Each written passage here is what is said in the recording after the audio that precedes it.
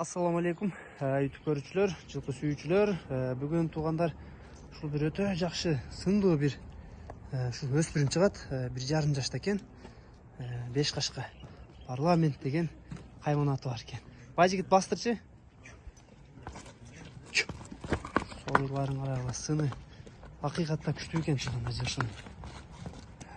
Мактагандан эмес, жылкынын өзүнөн көргүлө турганда. Бастыр бер,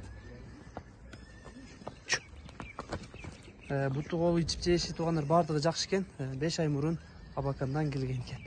Бастыр берчи, ылдый бастыр бер. Жактарына көрсөңөр болот. Байжигит бир өзүң бир кыскача маалыматын берүүчү. Ака бу тай Россиядан келген, Россиядан Абакан шаарына. Келгенде 5 айдан өттү куда калып турса. Боюна келжек бою 1,50 пилус. 1,50 пилус, гарантия беребиз ака. Жанар.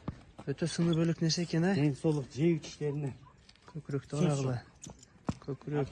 Крокодил ака. Буттар тазабы? Куда калса бардык жагы таза. Туяктары жакшы экен, тегерек. Арканкы туяктары, буттарында булалары жок. Актары бирдей экен жаныбар. Баштарың башты.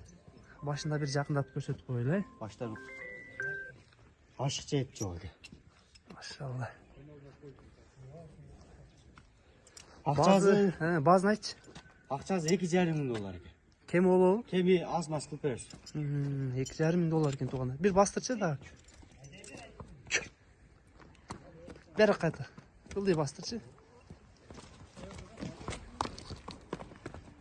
Жанар. Мына туугандар дареги Аксы району Кербен шаарында туугандар. Байжигитти көпчүлүгү эле таанып калды окшойт Байжигит сен, Жакшы жылкылар чыгарып жүрөсүң.